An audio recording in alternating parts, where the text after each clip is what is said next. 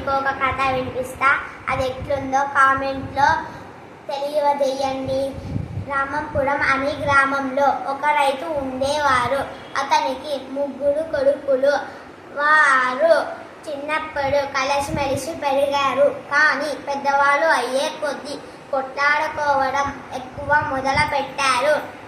తండ్రి మీరు కలిసిమెలిసి ఉండమని ఎప్పుడూ చెప్తూ ఉండేవారు. అయినా వారు పట్టించుకోవలేదు.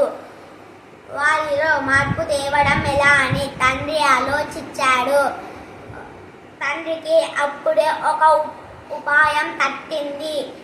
కొన్ని కట్టెల పుల్లలను తెప్పించి వాటిని విరవమని చెప్పారు.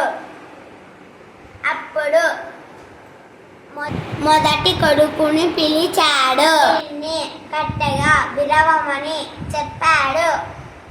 అతని వల్ల కాలేదు. రెండవ కొడుకుని పిలిచారు. అతనిని విరవమన్నారు. అతని వల్ల కూడా కాలేదు. చివరిగా 3వ కొడుకుని పిలిచారు.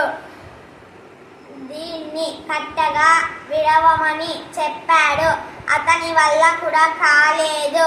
తండ్రి ఒక్కొక్క పుల్లను విప్పి విరవమన్నారు. వాళ్ళు అవలీలగా విడిచేశారు.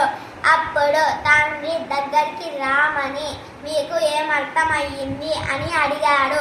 నాన్న, మేము కలిసిమెలిసి ఉంటే మమ్మల్ని ఎవరు ఏం చెయ్యలేరు. అదే విడిపోతే తలకిందులైపోతాం నాన్న. మీకు ఈ కథ నచ్చితే లైక్ చేసి సబ్స్క్రైబ్ చేసుకోండి. కామెంట్లో ఎట్లుందో చెప్పండి.